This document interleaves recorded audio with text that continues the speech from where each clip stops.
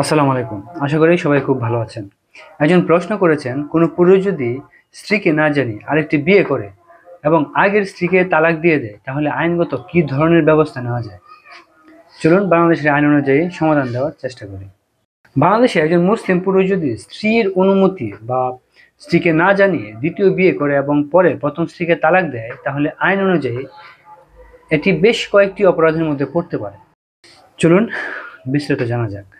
মুসলিম family laws ordinance 1961 অনুযায়ী বাংলাদেশ মুসলিম পুরুষ দ্বিতীয় বিয়ে করতে চাইলে তাকে অবশ্যই প্রথমত ইউনিয়ন পরিষদ চেয়ারম্যানের অনুমতি নিতে হবে। দ্বিতীয়ত প্রথম স্ত্রীকে লিখিতভাবে জানাতে হবে। তৃতীয়ত আরবিট্রেশন কাউন্সিলের অনুমোদন পেতে হবে। যদি এসব না মানে তাহলে এটি আইন ভঙ্গ।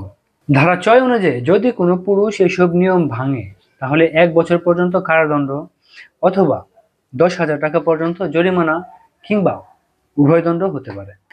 এটি যেহেতু অপরাধের মামলা, স্ত্রী সরাসরি থানায় রিটেন কমপ্লেন্ট দিতে পারবে। Muslim family laws ordinance section 7 অনুযায়ী কোনো তালাক তখনই বৈধ হয় যখন তালাক লিখিত হয়, স্থানীয় চেয়ারম্যান বা কাউন্সিলকে নোটিশ দিতে হবে, 90 দিনের ইদ্যত শেষ হতে হবে। মধ্যস্থতার চেষ্টা না করে সরাসরি তালাক দিলে সেটিও আইনগতভাবে ত্রুটিপূর্ণ। তাই স্বামী তালাক দিলেও যদি আইনের সকল ধাপ ঠিক না থাকে তবে স্ত্রী বলতে পারে এই তালাক আইনগতভাবে বৈধ নয়।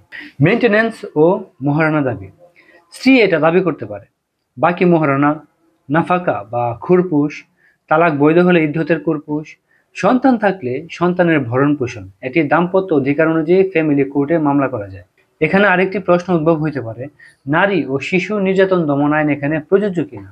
যদি প্রতারণা উদ্দেশ্যমূলক হয়, মেয়েটিকে মানসিক নির্যাতন বা প্রতারণার মাধ্যমে ক্ষতি করা হয়, তবে কিছু ক্ষেত্রে এই আইনের সেকশন 3 ও 10 মানে 3 এবং 10 প্রযোজ্য হতে পারে, তবে এটি কেস ভেদে বিচারযোগ্য। আরেকটা প্রশ্ন উঠতে পারে, স্ত্রী কি স্বামীকে জেল করাতে বা শাস্তি দিতে পারবে? উত্তর হলো অবশ্যই পারবে। যদি দ্বিতীয় বিয়েটি বেআইনি হয় তাহলে থানায় বা ম্যাজিস্ট্রেট কোর্টে মামলা করতে পারবে, সেক্ষেত্রে জেল বা জরিমানা হতে পারে। আর মোহরানা বা খুরপোশের ক্ষেত্রে ফ্যামিলি কোর্টে মামলা করতে হবে, এক্ষেত্রে টাকা আদায় করা সম্ভব। আর শিশুদের ভরণ পোষণের ক্ষেত্রে ফ্যামিলি কোর্টে মামলা করতে হবে এবং আদালতের মাধ্যমে এটা বাধ্যতামূলকভাবে হবে আর কি। তালাক বৈধ না হলে চ্যালেঞ্জ করা যাবে ফ্যামিলি কোর্টে, এক্ষেত্রে তালাক বাতিল ঘোষণা হতে পারে। এখন স্ত্রী কিভাবে এইসব বিষয় শুরু করবে? প্রথমে স্ত্রীর নামে ইউনিয়ন পরিষদ থেকে বিয়ের নিকাহনামা সার্টিফাইড কপি সংগ্রহ করতে হবে।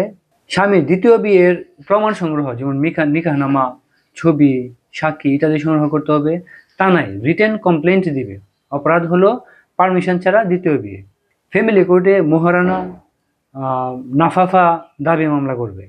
যদি তালাকটি আইনি প্রক্রিয়ায় না হয় তাহলে তালাক বাতিল করার আবেদন করতে পারবে। তাহলে আমরা কি বুঝলাম?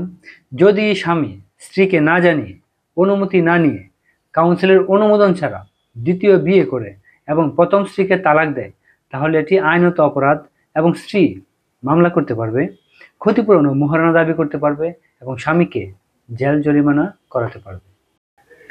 ধন্যবাদ সবাইকে। সবাই খুব ভালো থাকবেন। আর একটি কথা সবসময় মনে রাখবেন, যে কোনো আইনি প্রয়োজনে সবসময় একজন অভিজ্ঞ অ্যাডভোকেটের শরণাপন্ন হবেন। একজন অভিজ্ঞ অ্যাডভোকেট আপনাকে সঠিক পরামর্শ দিতে পারবে। সবাই খুব ভালো থাকবেন এবং আইন মেনে চলবেন।